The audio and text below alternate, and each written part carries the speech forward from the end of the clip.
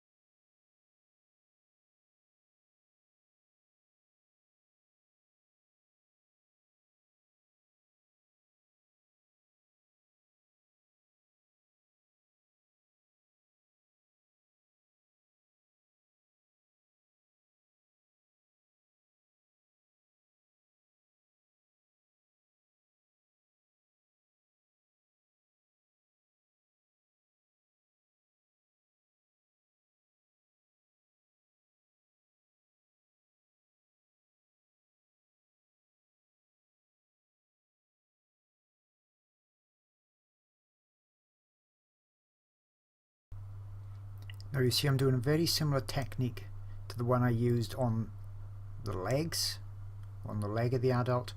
So start in dark and then build in those colours up using lots of different colours, and then I'm coming in with the lighter tones and then even lighter still. So layering light over dark in general. Now the thing that's complicated about the trunk is that on the left hand side as we look at it there's lots of ochre and sienna. On the top we've got lots of a purpley blue colour, and on the right hand side it's a dark brown, and that's all kind of over the top of a mid-tone brown which I put in with the pan pastels. So that's how you've got to build up the layers. Don't expect to do it all in one layer. So in other words as well, don't go giving up after you've done one layer. Lots of beginners do the first layer, they see the ugly stage and they lose heart and give up on it. And that's the reason as well that I actually did the adult's leg to completion. Gives me a benchmark, something to aim for then in the rest of the drawing. And it's only when you do the final layers that everything really starts to pop and really starts to come alive and hopefully reach the point of what you wanted to at the very beginning. So this is quite a slow process, building up all those layers. You can see I've even switched then to a dark purple colour. That's suggesting that highlight or that bounce light from the sky above on that wet trunk.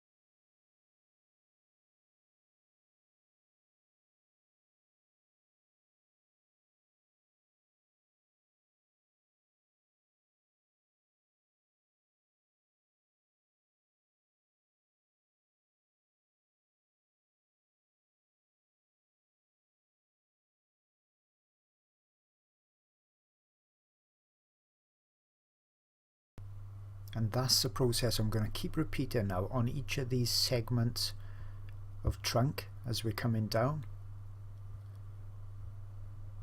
So very repetitive, but it's going to be worth it hopefully in the end. You can see how I'm blending that edge with my pencil. I do a lot less blending with my finger now because we're looking more at subtle blends. So just softening edges more than actually really obliterating them and making them super smooth. Putting in a lot more of these harsher, harder lines.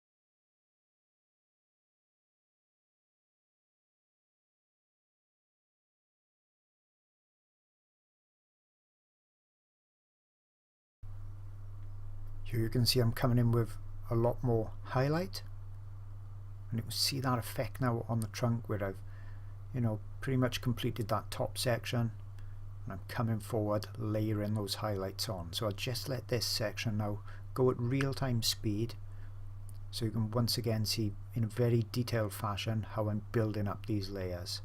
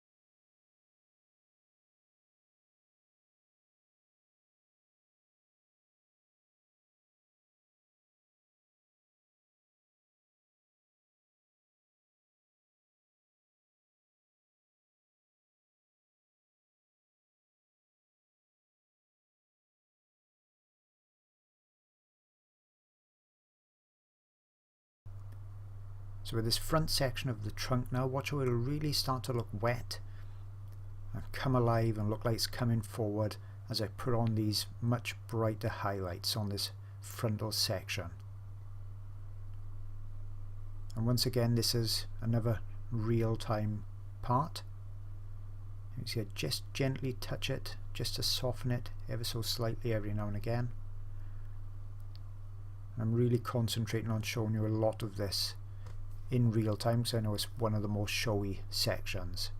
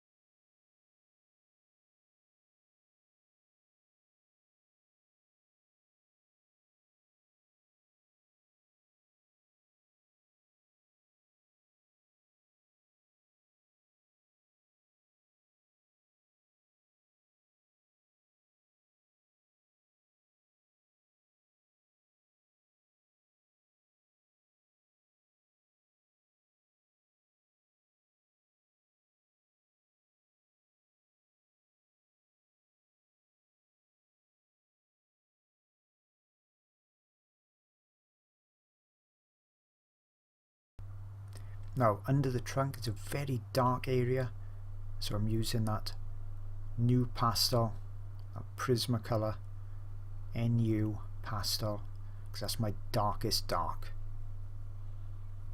And I'll use that in other areas as well on the drawing as I'm finalising it all, just to make everything match, because obviously that area is looking a bit too dark, so let's darken the underneath of the trunk as well.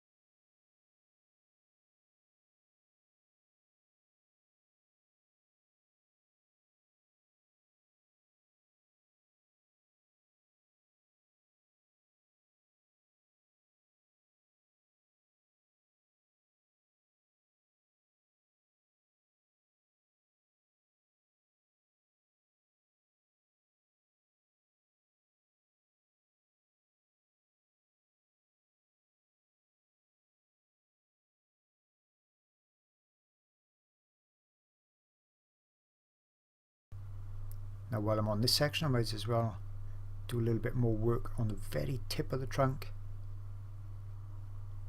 Lots of browns and more orangey browns and yellowy browns in there.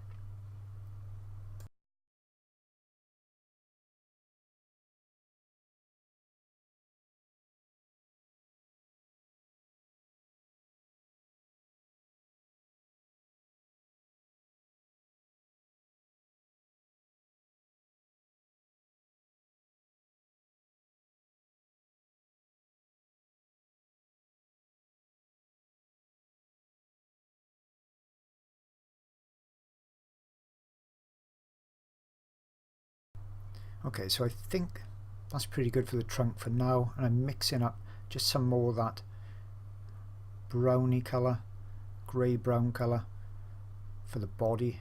Need to get a lot more work done on the body now, because obviously the head is probably 80-90% completed, and I'm using these pans to block in this large area again, but to allow me the transparency to be able to see those pencil marks that I put on before for the creases.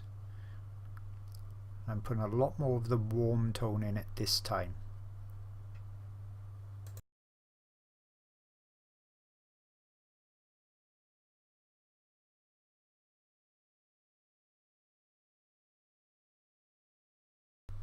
Now I'm blending that in with my fingers, pushing it into the tooth of the paper, softening the edge a bit as well,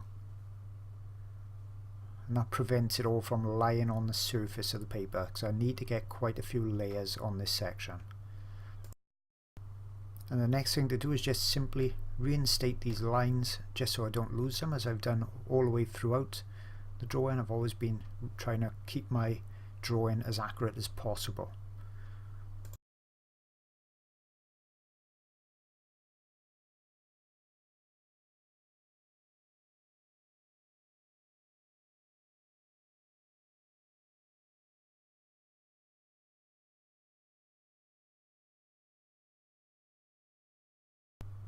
Now I'm just going to start to get a bit more accurate with the colours, the tones, the lights and the darks.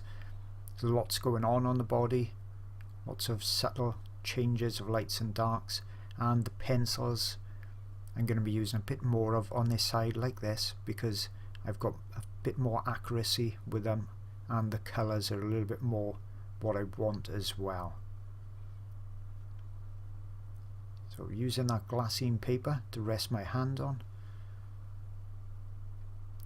just going for a bit darker brown here, overlaying the colours.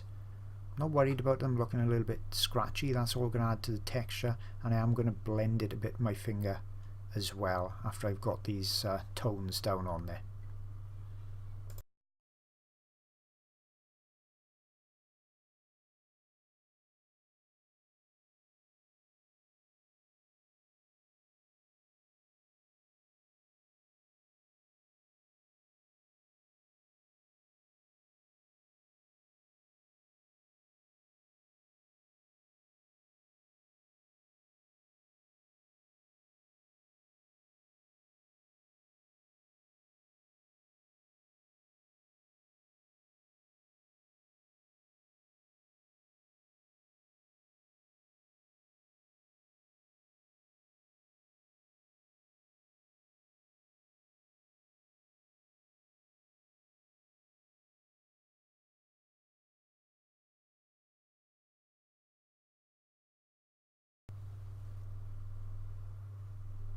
Then I'm just going to gently blend that in a bit, so it's they stay there but it's a bit more subtle.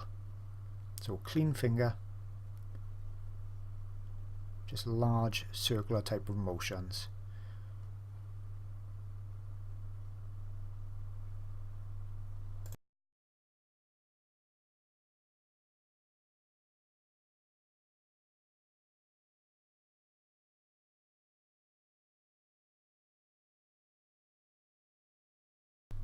So now I've got some of the, better accuracy now on the lights and the darks, and I can see a bit more what's going to happen in areas of the body.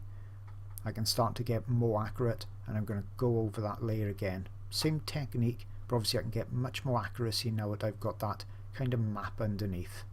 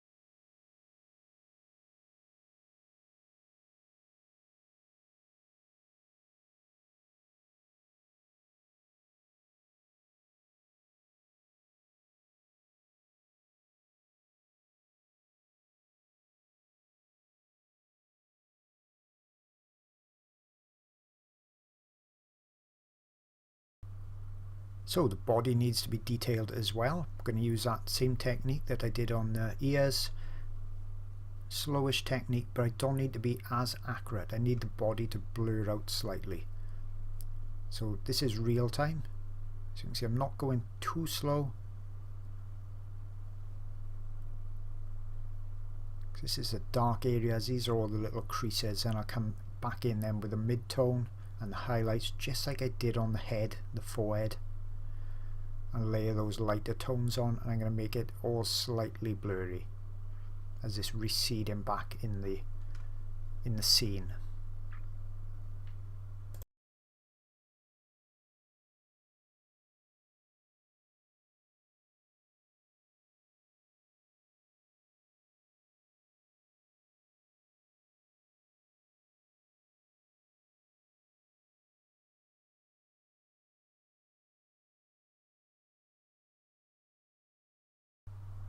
Add in the highlight now, and this section will go quite fast. You see I'm using that Pitt pastel pencil. It's not very sharp because I want quite large marks.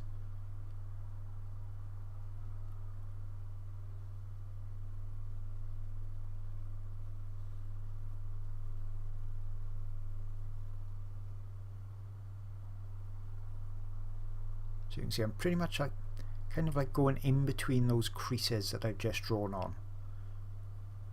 Keeping everything quite random as well. I'm not really following the reference photo much at all. What I'm following or trying to create is the impression of those marks that I can see on the reference. The only main elements I need to get in there are the large creases. All the little ones are irrelevant to get right because on a different elephant they'd all be in a different place anyway.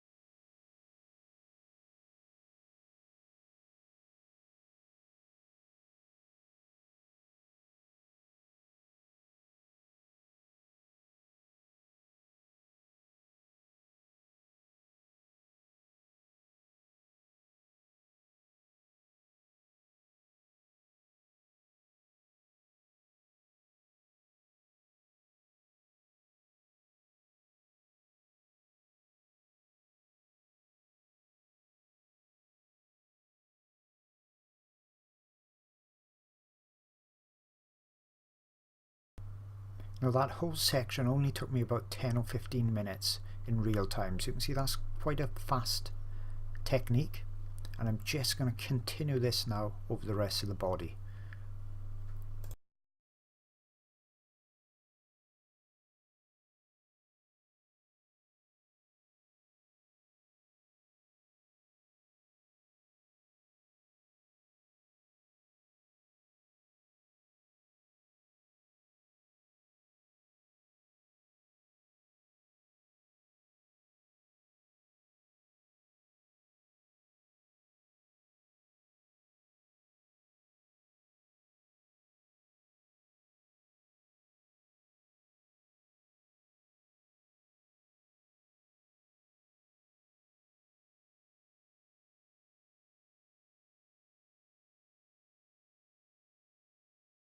Got the pans out again, so I'm going to work my way down the canvas and do this below the waterline now on the body, so I'm making up a rich brown.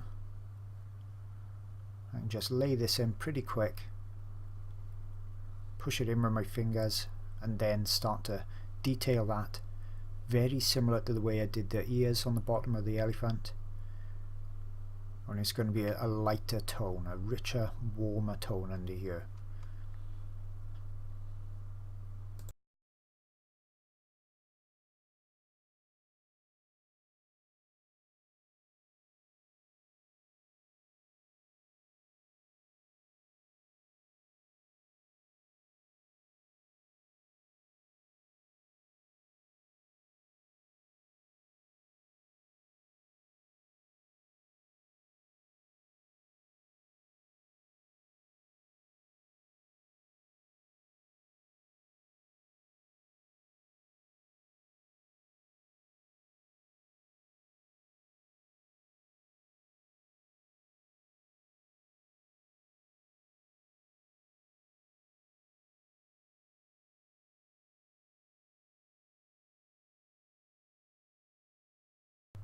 Now once again, just going to re-establish these lines that I can just about see.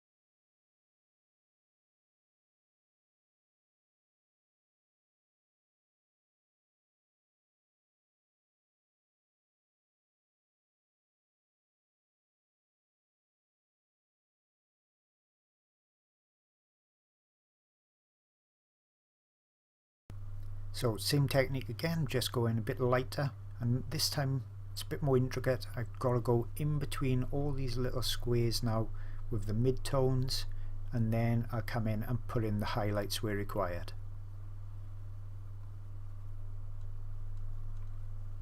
So quite a lot of work, but this is a showy area, so I need to get this nice and detailed.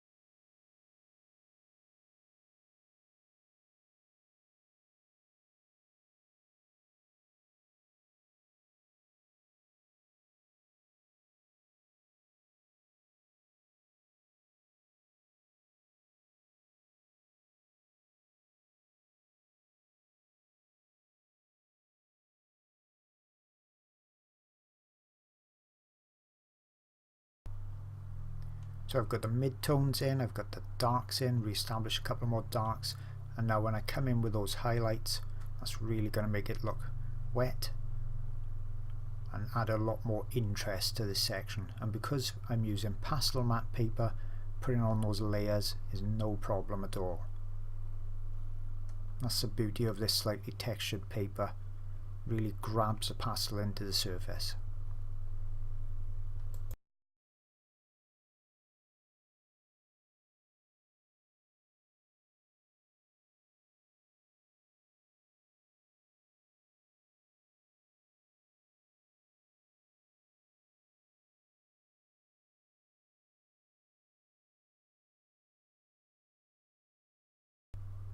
And now I'm going to do very similar on this back section as well.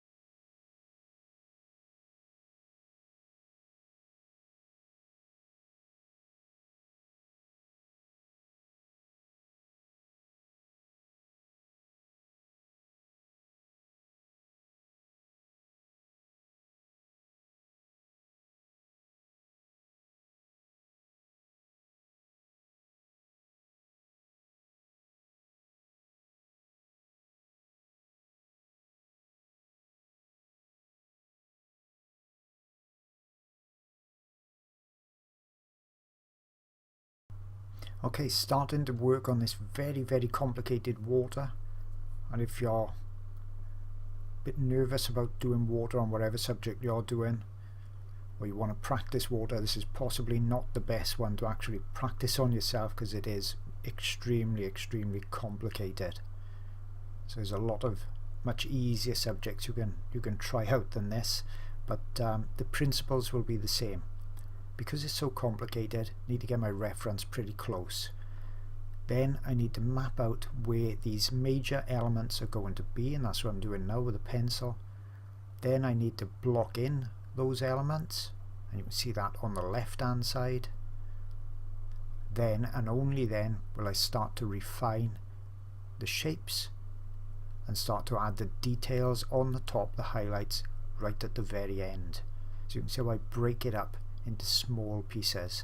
I'm doing this, I can see some lines still on my Passemat paper from earlier on, but I'm doing a lot of this now by line of eye and just mapping in where these elements need to be before I start that blocking in process.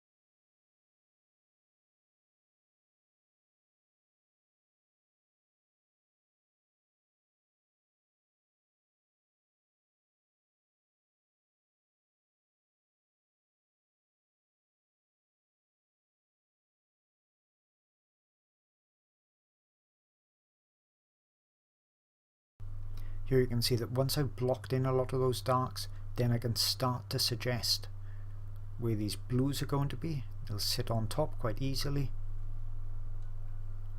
I'm squinting a lot at the photo, marking with my left finger where the elements are, like that bubble should be around about here.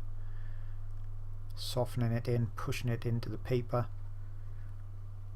and continuing doing that, building things up, just generally searching out where little areas need to be.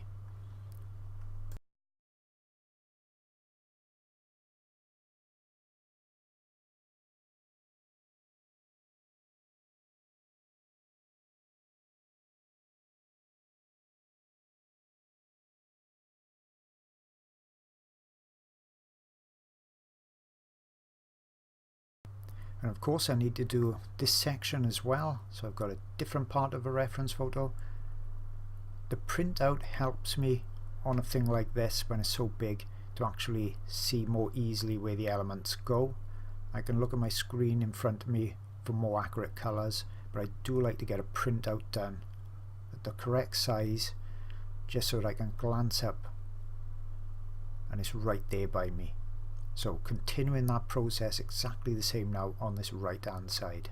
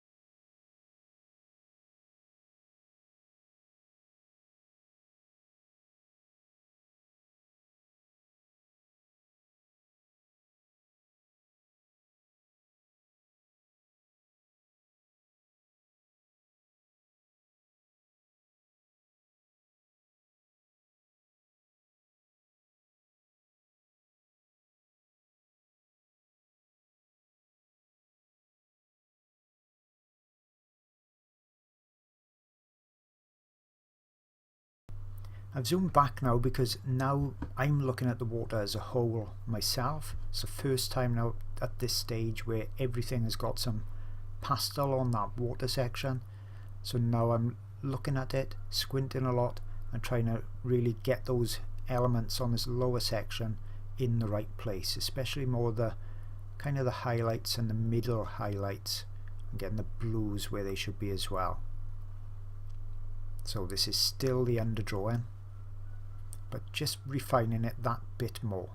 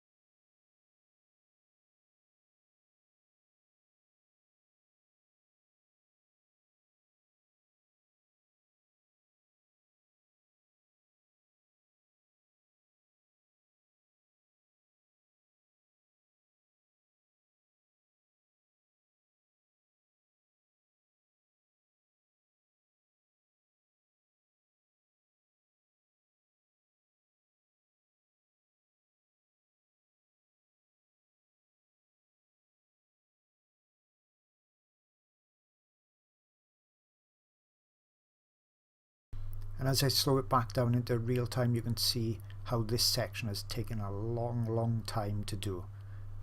And I still haven't added any of the details in yet.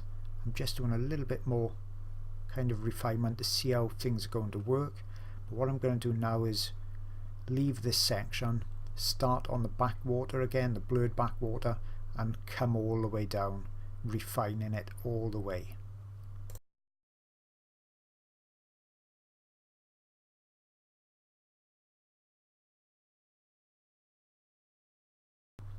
Now when I'm starting refining, that's when I need to really go slow. Got my reference there. Use a bit more pencil now because I'm doing fine adjustments, adding bits of brown, bits of darks everywhere that's required. Like I say, it's lots of little adjustments now that the main map, the main colours, the main positionings, that's all in place. So this takes a while, but this is what will give me the accuracy with the colours and the tones and the final positioning.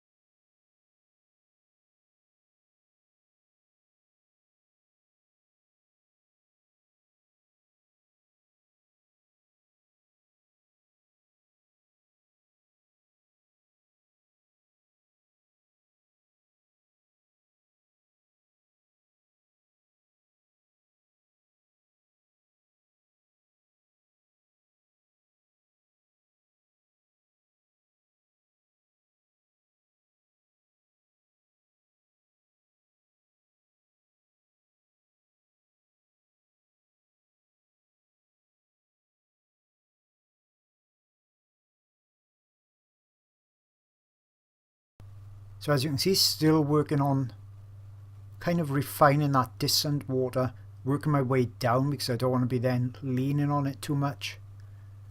Very, very minor adjustments now. Not necessarily exactly the same as the reference. Some areas I may want to subdue so there's more traction to the elephant's face. So you haven't got to be a slave to that. You hear that from lots and lots of different artists, and it's very true. So that's what I'm doing, minor adjustments. The things that I couldn't do until I had the underlayer and that map down in place. And I'm going to work my way forward down onto the detailed forewater.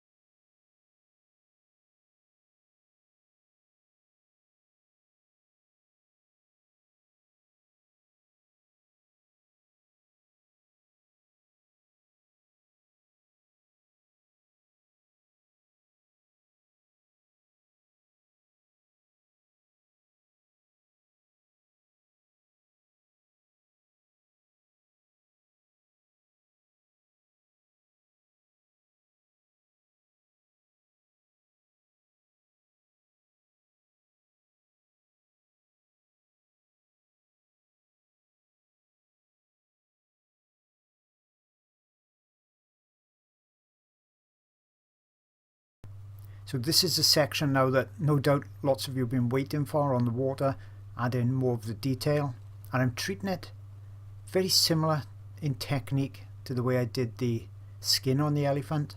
So I've got my underlayers in, my general tones. Now I'm coming in with the darker elements, so those darker, shadowy areas on the ripples of the water. And because I've got those underlayers done, this can be done much quicker. And I'm basically, once again, looking to create that textured effect. So as you can see, it's very, very similar to the way I did the skin on the elephant.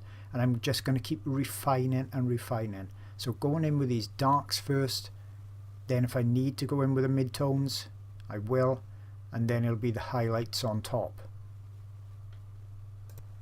And because I zipped through a little bit of that water previously, the undertones, after you'd seen the technique, we can spend a lot more time on here looking at it in real time. And I'm being very, very careful because it's pretty much make or break, this is, for the water now. Obviously I've only got so many layers any paper can hold. So I need to start getting things down now pretty accurate without having to keep going over and over and over.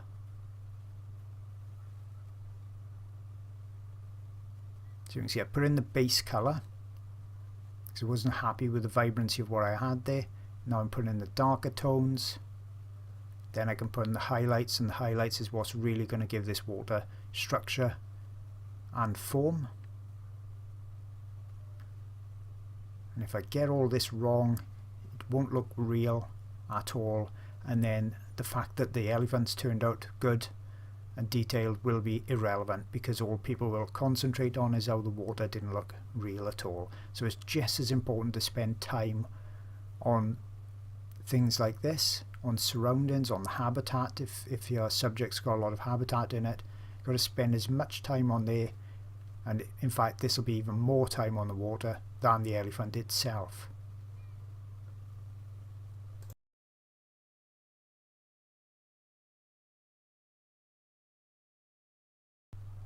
So I'm going to keep on with this technique, just refining, and I'll have to speed it up a bit for you guys, and then I can come back and show you in a lot more detail when I'm doing the detail finally on top.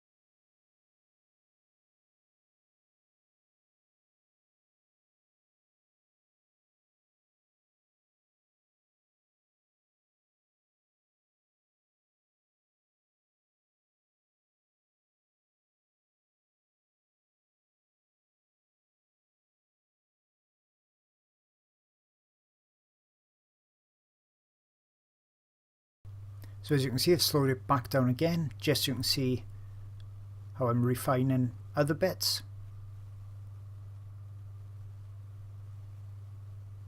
Slight adjustments here and there all the time. Just those, like I say, those minor adjustments, and that's what's going to make this look real. I'm not concerned that this water, I'm not even thinking that this water, I'm just thinking about duplicating what I'm seeing.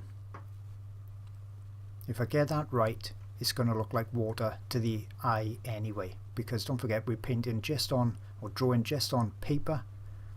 We're not really creating water, we're putting one colour next to each other, one tone next to each other, and it's the eye that's going to tell us that it's water, that it's flowing, if it's more rippled or smoother or a glass-like surface. So I've just got to concentrate on getting the important elements in the right places with the right tone.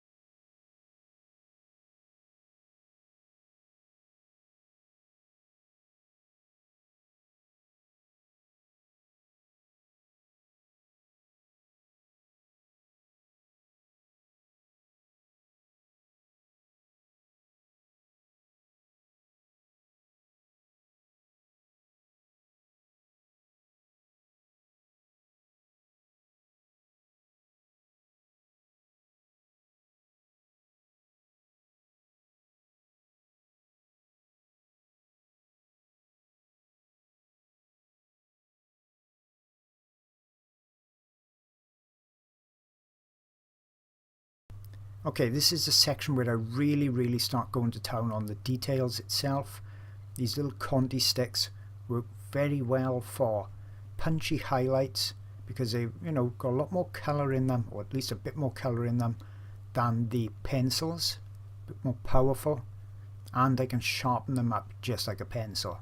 So best of both worlds, really good to add punchy, powerful details, and that's what I want. I need to create wiggly lines for that water texture surface. Remember, I'm not worried about duplicating this exactly. What I'm after is the feeling of water, the suggestion of it.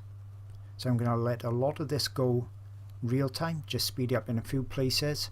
No need for me to do much voiceover because you're going to learn from it just by seeing it and seeing how I put a fair bit of pressure on these sticks, nice sharp edge, and that's going to create those detailed lines.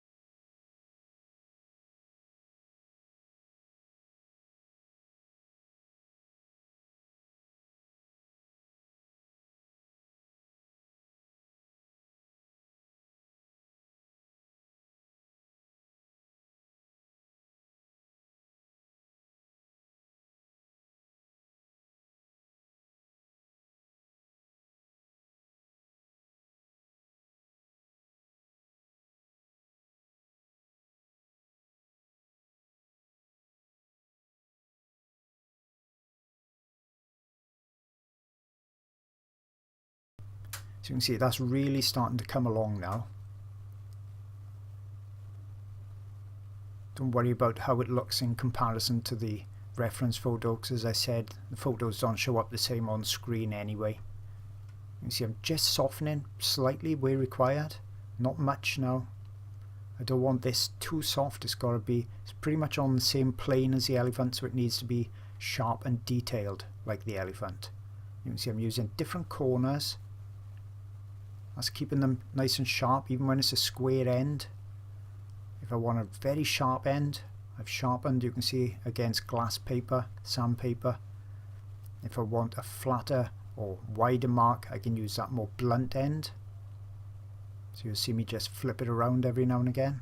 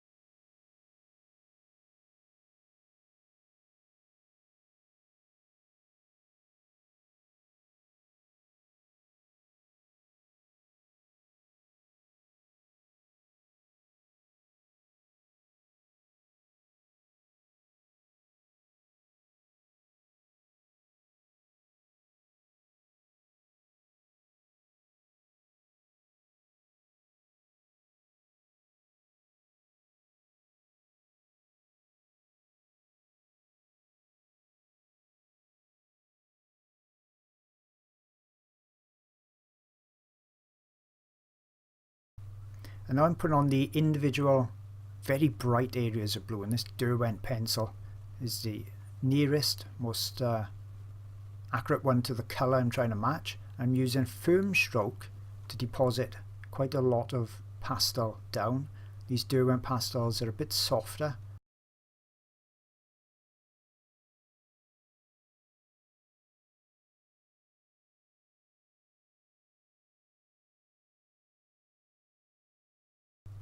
And it's these lighter details now that I'm putting on that's really going to make this look like strong light is hitting some of these little ripples.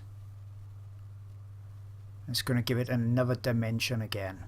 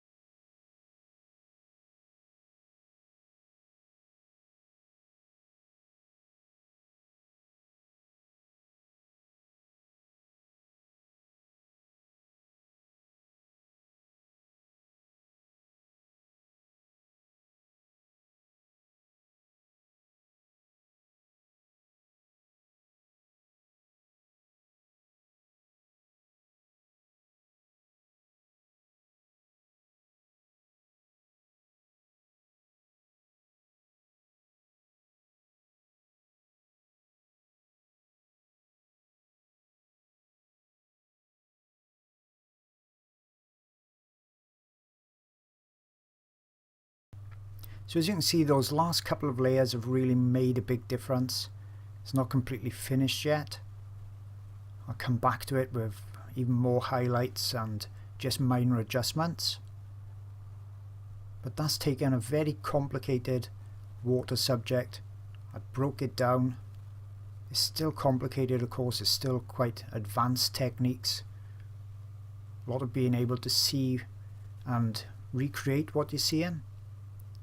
But I've made it much easier and manageable for myself by breaking it down into all those elements first.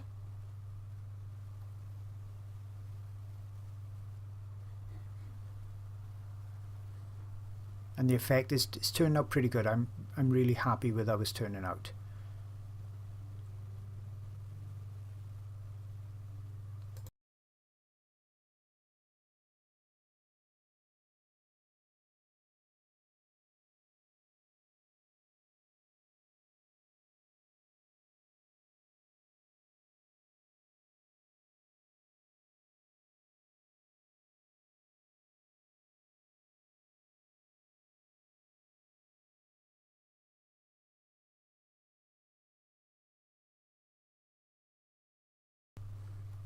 So I hope you've enjoyed this video as well. We've got one more to go to bring it all up to completion. I've got to do the leg on the right hand side of the paper of the elephant, and then everything's got pastel on there. Then I can come in and just do the final refinements as well. So I hope you've enjoyed it. See you all again on the next video.